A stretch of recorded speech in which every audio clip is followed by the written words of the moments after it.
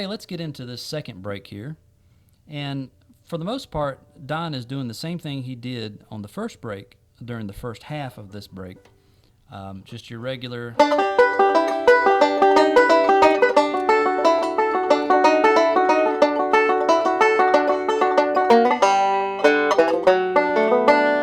Okay, pretty much the same thing. There may be some little variants there that he did, but it's the same. Where the difference comes in is during the bridge. And what we're going to do is we're going to do kind of like a little Scruggs type lick that Don does quite a bit. He likes to use this in backup. Okay, and I'm just rolling forward and I'm holding down the first and second strings on the 12th fret. And then I'm grabbing the 14th fret on the first string. And then I'm reaching over with my pinky and grabbing the 17th fret on the first string. And then back to the 14th fret. Back to the 12th fret, and then back to the 14th fret again. And then I'm hammering on from the 11th to the 12th fret on the second string. And then hitting the 14th fret on the first string.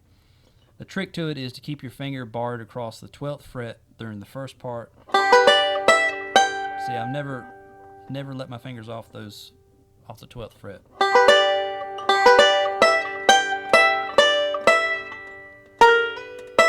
Then you switch positions. I'm using my pinky on the 14th fret on the first string and using my first finger here and hammering on with my middle to the 12th fret on the second string. So, and you can use your thumb and index or your pointer and your middle to do this. All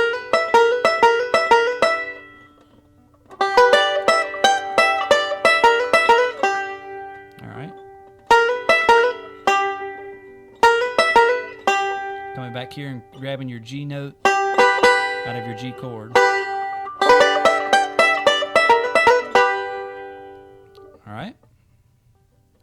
Then we're going to go to C, and we're going to run through this C chord in a single string lick that he does a lot. He does it in a lot of tunes. It's very similar to Follow the Leader, and he puts it in a lot of tunes.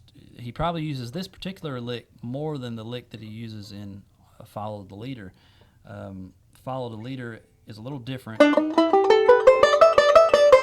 Okay, that's the Follow the Leader lick. But this one here is a little different on the end. Instead of... Alright. Now he started using this one quite a bit more than the Follow the Leader lick. Matter of fact, in live versions of Follow the Leader, he would use this particular one instead of the... But anyway, so we're going to run through this C chords. It's fairly simple as far as the notes. We're just running through this D shape. 1, 2, 3. Just running down that C. Coming to the 12th fret on the first string. 14th fret. 15th fret. Back to the 14th. Back to the 12th. And then to your 13th fret on the second string. So it's just all right in that D chord. I've talked about it before. A lot of these licks that Don does, it's just right straight out of a chord shape. Nothing crazy. You don't need to run all over the place and grab odd notes. Usually the notes that you're looking for are right in that chord, the chord itself. So, okay, and then we're going to go to the A. We're just going to back this D shape up to your A and do that same lick. All right.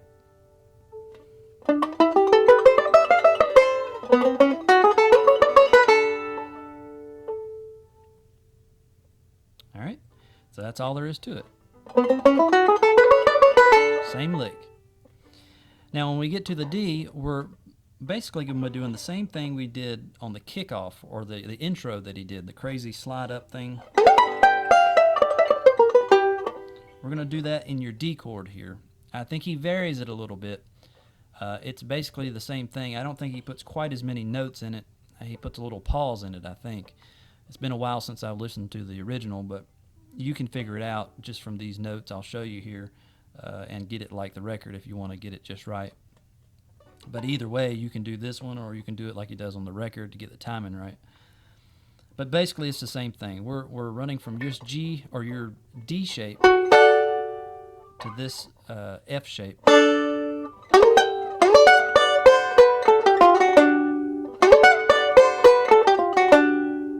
So you run out of your A,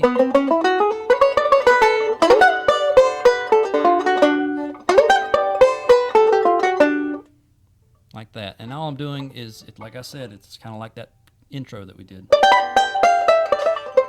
Just adding a few more notes in the intro.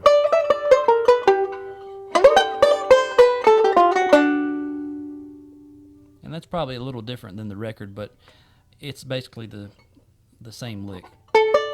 Little variation maybe. You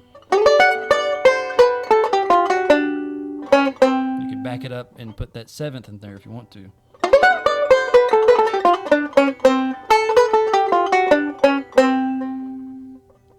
Like I said, you don't stick to what I'm showing you or what Don did. Reno style was very, you can improvise a lot on it. So, come up with your own little variations, whatever you want to do. Try to play like Don. Don just played whatever came to his mind at the time. These are just rough guidelines for you to go by. But anyway, basically that's it.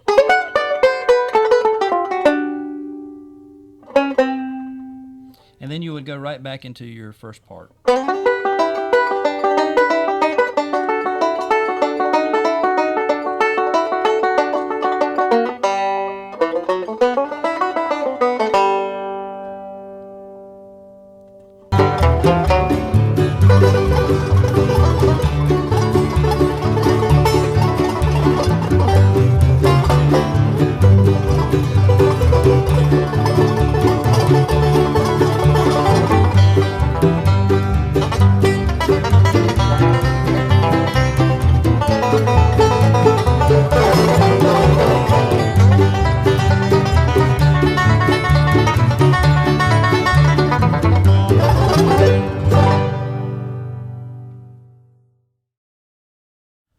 Okay, let's try this third break here, and this is going to get a little tricky to explain. It gets a little crazy in here.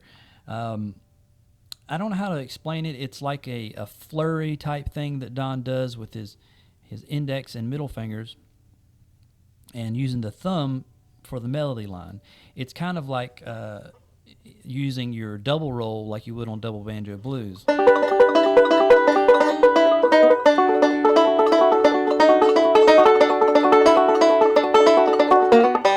Okay, same kind of sound, same principle there, but Don is not making the notes on your with your index and your middle so perfect. What he's doing is he's kind of raking his fingers across, and what you want to do is get your thumb, where actually the top of your thumb up here, kind of rested on your head to get your fingers in position. So I'm kind of anchoring my hand on my head here, and I'm going to rake my fingers across the strings, the two strings. It's almost like a roll. It's kind of like that double roll I was showing you, but it's not. I'm kind of lightly raking my fingers across the strings in a roll type fashion, I guess. And I'm keeping the melody going with the thumb. So I keep the melody.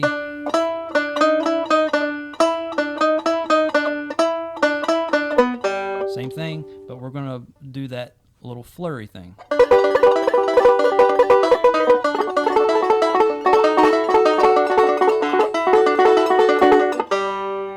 Okay, it sounds crazy, but it sounds good to me.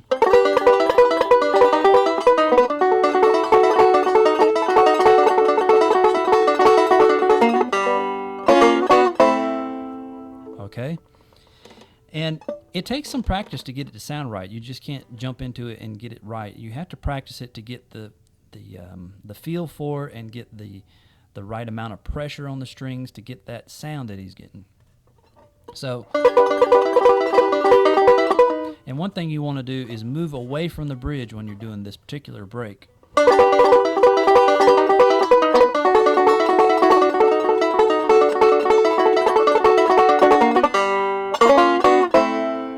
Okay, what I'm doing here in the D is I'm doing this minor walk down that he does all the time against your major chord. Okay, so I'm using a B minor to an A minor. I'm actually starting on a B flat minor to the A minor. So B flat minor to a B minor, then to the A minor. So you can pinch those with all three fingers on your right hand, or you can rake them.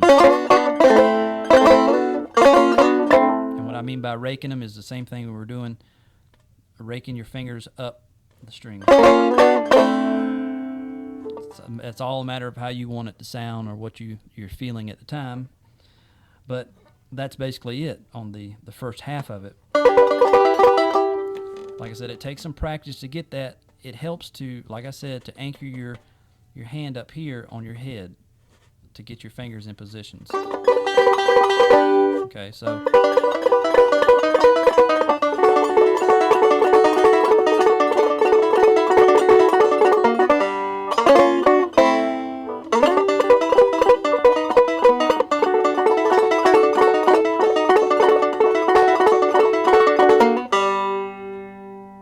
all right. And from that point, we're going to do a little lick here. All right. Now you can do this lick up here in your F position too.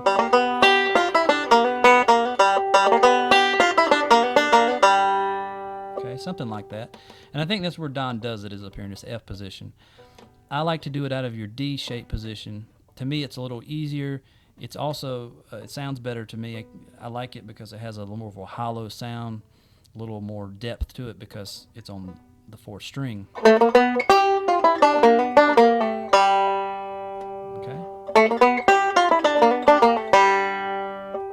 All right.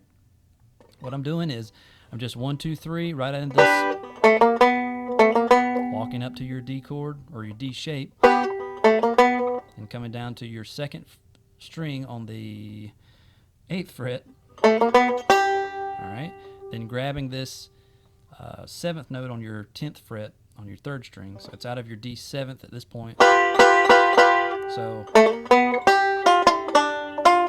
I'm walking back to your 7th fret on the 3rd string.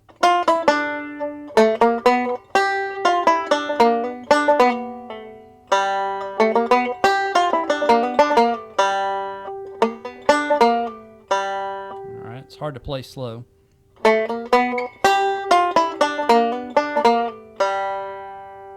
Okay, I'm hammering on to the 9th fret from the 8th on the 4th string, and then hitting the 3rd string on the 7th fret.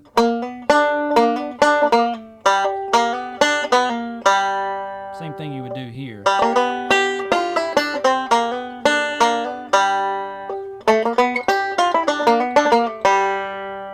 Okay. One thing I like about doing it in this particular chord too, other than the sound, is you can move that D, this lick anywhere. So if I wanted to do an A,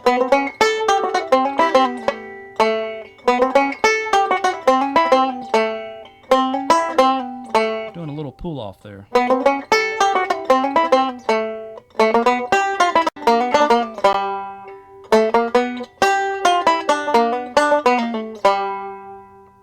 Did a little extra pull off there, but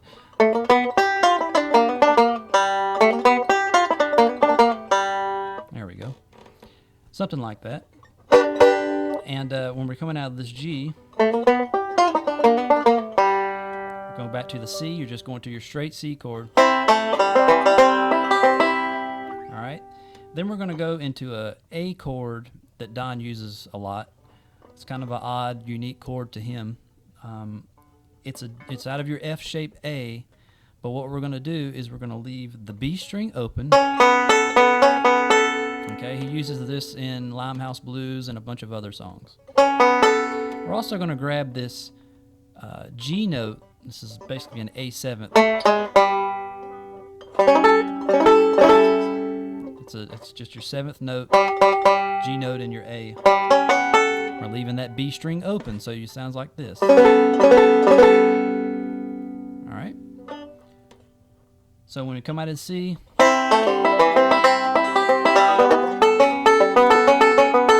and you can do any kind of roll here. Don does a little weird roll, if I remember correctly, on the original records. It's kind of strange, but leaving that B string open in this A chord gives it this weirdness to it. It's like it's just a weird dissonant sound. And just do any kind of strange roll you want to do. Don did a weird roll in Limehouse Blues as well.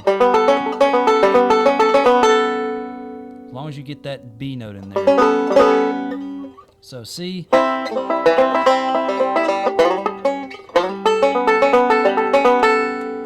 Okay. Just stay in that A, and then you're going to come over to this D chord. And we're going to leave, it's a partial D chord. We're just doing the 2nd string, or the 2nd fret on the 3rd string, and the 4th fret on the 4th string. Alright, so we come in this A.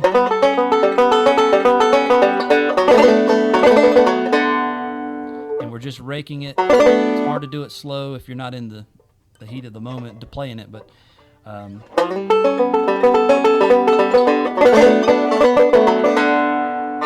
you have to listen to the record to get it right, but the position is he's just raking his strings up, end up on your D note on your 4th string.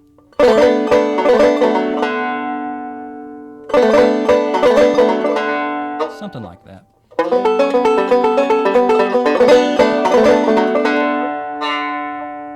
Okay. Very weird. It's very strange, but see, the thing is, it's hard to explain. It's hard to duplicate the way Don did it, because these type of things are things that he's playing off the top of his head. It's just the way he wants it to sound at the time. Don probably never played it the same way again after he recorded this. So, like I said, don't lock yourself in to just what I'm showing you here, or just what Don recorded. And we'll go over some other things here, some more ideas for this song in a minute. But like I said, spontaneity is key in Reno style. I mean, really, once you learn a bunch of licks and different things, try them out in different places. Sometimes they may work and sometimes they may not. And sometimes you'll surprise yourself. I mean, you really come up with something great on your own. And that's what Don's doing. I mean, Don was a risk taker. I mean, to go into a recording studio and take a risk like that, playing something off the wall, and these little, just stuff like that is really weird. And it's a risk taker, because he could have messed up on it. And then the whole take would be ruined. But anyway, like I said, take risk with Reno style. That's what it's all about, spontaneity and just being able to improvise. But anyway, after we come out of that D, we're going to come back to this.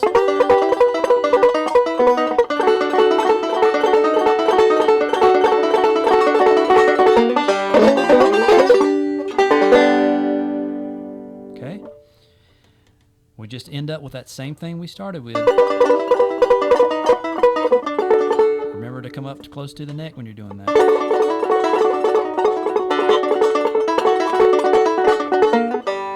End it with this ending that Don loves to use. Very unique. I love this ending. It's the same thing we're doing. It's that same kind of raking type thing.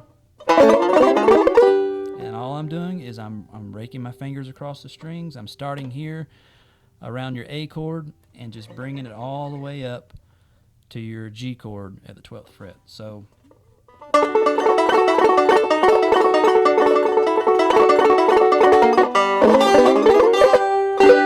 you can end it with the strum open, or you can strum it on your 12th fret.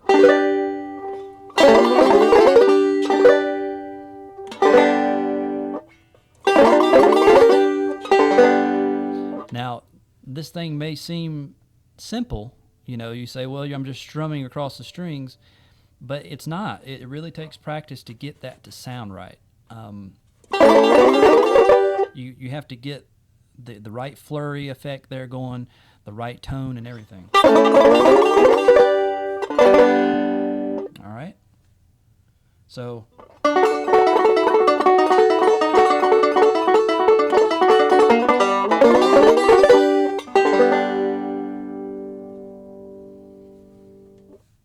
and that's the last break to Yes Sir, That's My Baby.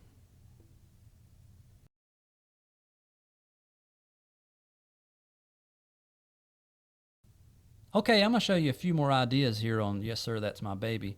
Don loved to improvise on this song, and like I said, this is a perfect tune for Reno style.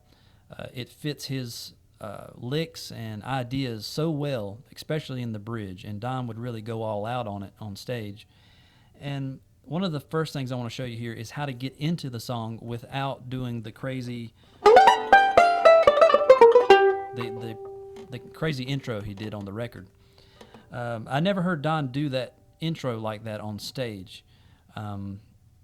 He would normally start it out with just a normal, just a normal walk up. All right, and a lot of people that play this, they'll start it like a normal, like a normal bluegrass song. That kind of thing, and you can do that. But Don most likely would not do that. He would start out on the fourth string, or the fourth fret on the third string, and walk up to the seventh fret on the third string. So that's the way he would do 5/8. Okay.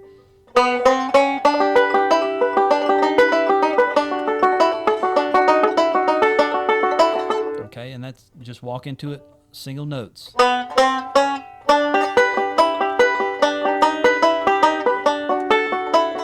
Okay. Another way he started it, I think this is the way he did it. I think he did it on the Jalen album that I was talking about before. I definitely heard him do this on stage. And he uses a pinch type start. And what I mean by that, he's starting with your D-shaped G chord. We're going to hit the first string and then the fourth string out of your D chord. So sounds like that. And then I'm pinching and I'm walking to the 12th fret, but we're not going to get to the 12th fret. We're going to stop before we get there. So it sounds like this. And then slide into your normal melody.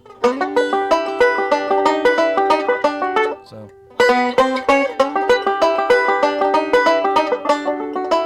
all right. And I think that's the way I recorded it on my CD that I did.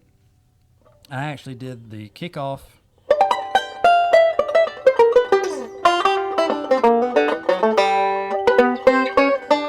and did the pinch start with it. Like that. So I think this pinch kickoff sounds really good. I like this kickoff. It's really different. It's neat. You don't hear that too often.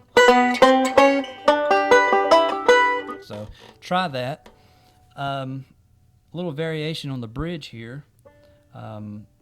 Instead of that we did the first time around, you can just go. All right, it's a pretty common thing Don does.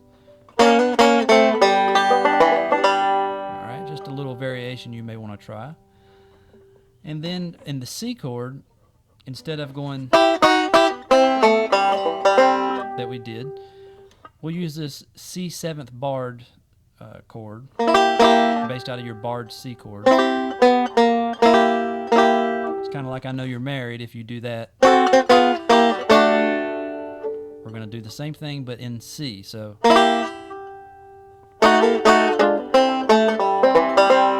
okay, so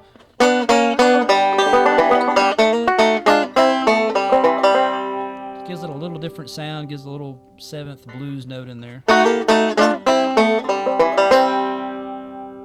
All right. And then it goes to an A chord. You can do the big train type lick. All Okay, you may have already learned that from other videos that I did, but I'm just hitting the 4th string. I'm using the F7 shape.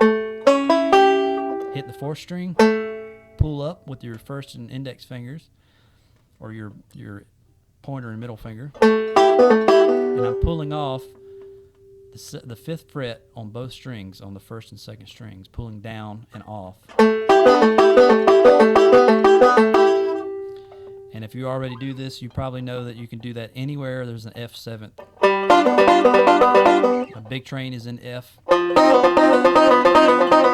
Okay, so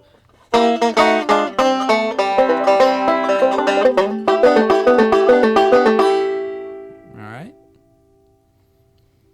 And then in the D chord here, you can use this little walk down. I've taught this before in a few other videos.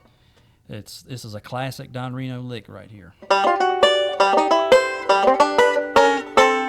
Use that to walk through your D chord after the A.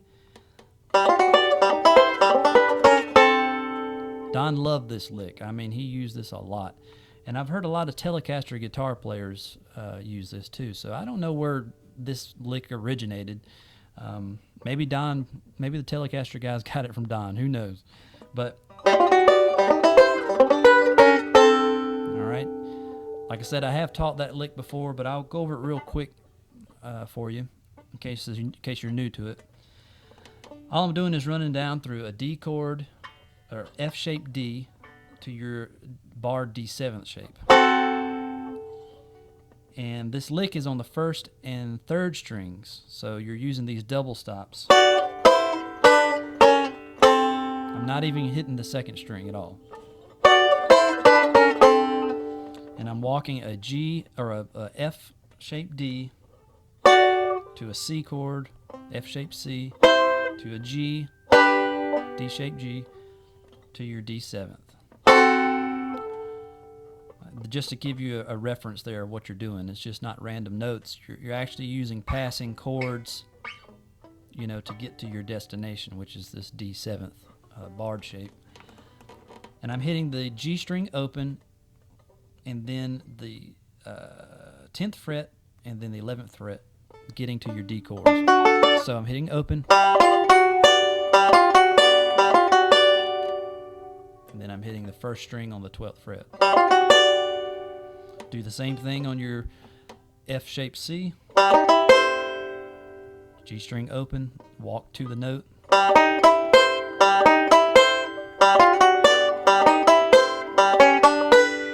To your G chord. Remember, it's all 1st and 3rd strings. And then we're going to pinch those 2 notes and walk down to your D7th.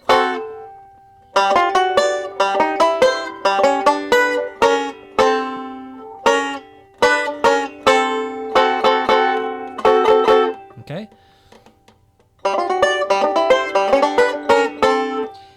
And it may seem weird to hit the G string open even when you're in a weird chord like B or B flat.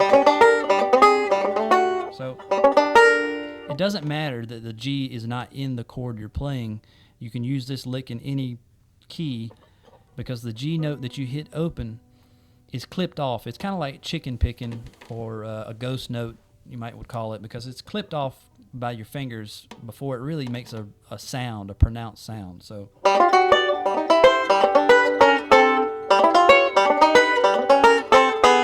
I can do that in D flat, C sharp. See what I mean?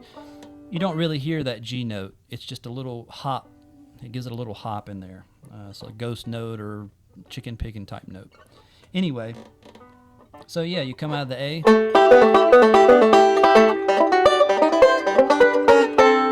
And then go back into your melody. Like that. Another thing Don would do, that particular lick that we're talking about, is this descending chicken picking type lick, I guess you could call it, is instead of playing all of this for the bridge,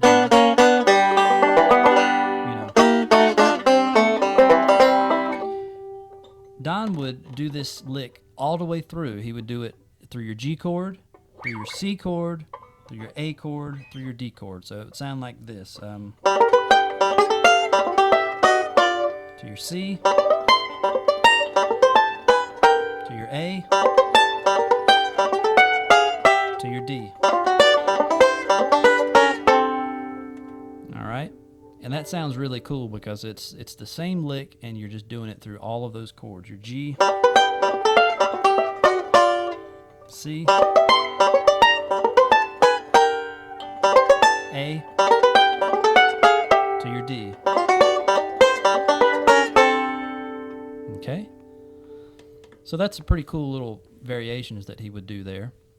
And of course, you know, you can do any of those single string runs that we did before through any of these chords. You can start out with the G in the bridge. You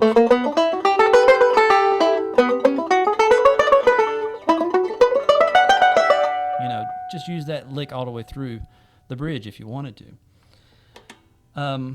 One of the variations I used on my recording of it was in the bridge, I would start out with this barred seventh that we did in the that we did in the C chord I showed you. I would do it up here in the beginning of the bridge for your G. And then come up here and do the same thing, your barred C seventh. Okay? So it sounds like this.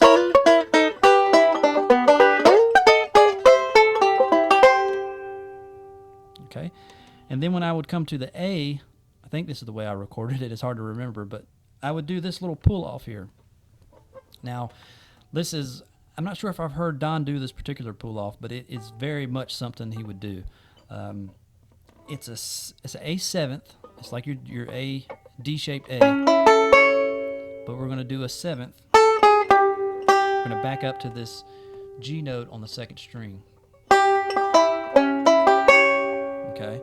It's just like your D seventh up here.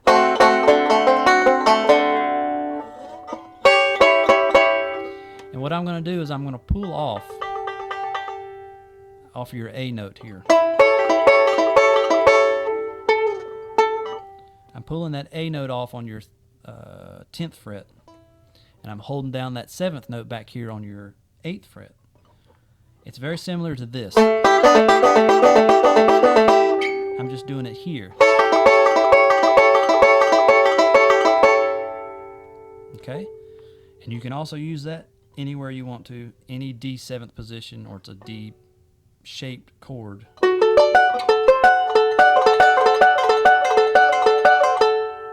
Okay?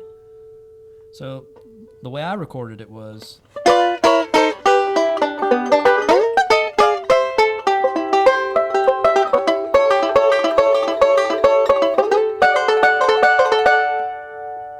just come up to your D and do the same thing. And then back into your melody. So there's a lot of different little variations you can use there.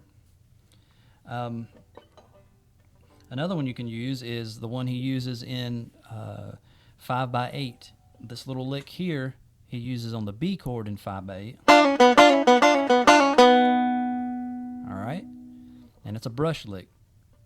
Do that up here in your G chord, out of the G in the first part of the bridge. Okay, or you could do it in the C, anywhere you want. But the basic lick is you're playing out of a barred chord. All right. What I'm doing is I'm pulling off the second and first strings on the 11th fret to the 10th fret on the first and second strings, and then brushing the third and second strings on the 12th fret. So it sounds like this. Okay? You can do it anywhere the barred shape is. Do it in C. Do it in A, D. Okay? So there's some little ideas you can use in there. And like I said, you can also use that double roll. I think we talked about that. Let's see. Yeah, so there's some good little ideas, little tricks you can use. I guess the point I'm trying to get across is don't just stick to the way I'm showing you or the way Don recorded it, because he never played the same thing twice. And that's what I like about Reno's style, is that you can kind of express yourself. It's a good tool to express your own feelings when you're playing. One little thing I will show you, I just thought of, the way I played it on a break I did on my CD was a brush break for the first part. So instead of doing the roll,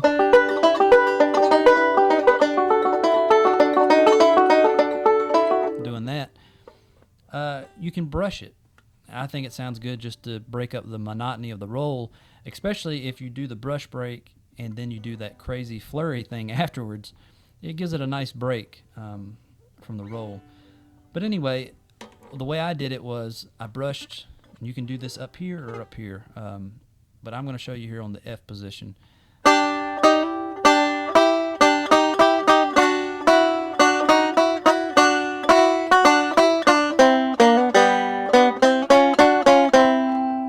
right, something like that.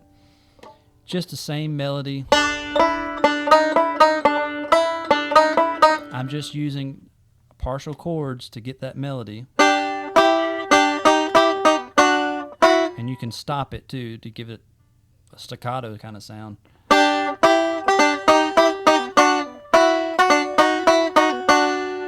All I'm doing is holding down that partial G to your D. Still holding that partial D down there. Grabbing that melody.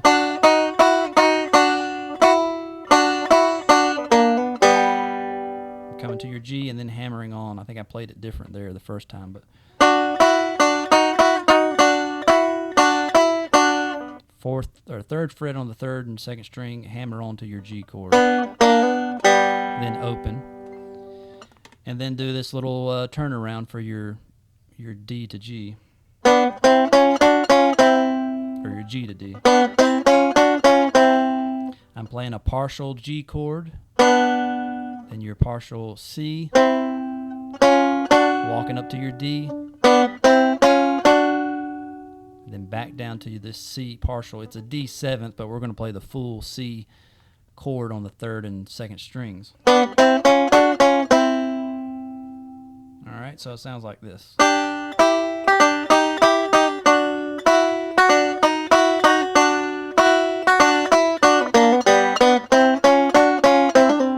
Add a little pull off in there too. That sounds like something Don would have done. Something weird at the very end of it.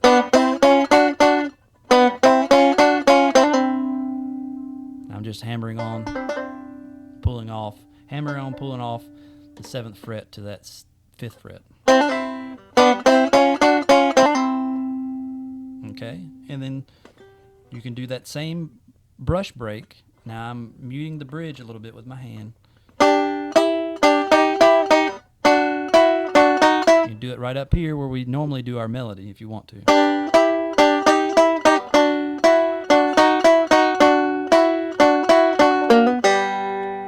And I use either one. Sometimes I do it down here in the F, sometimes I do it in the D position. That's however you want to do it. So yeah, that's a little variation for you. Something neat to try. Like I said, I hope you enjoy the tune. Don't be afraid to take chances on it, improvise on it, come up with your own ideas. Like I said, yes sir, that's my baby. It's a perfect Reno tune.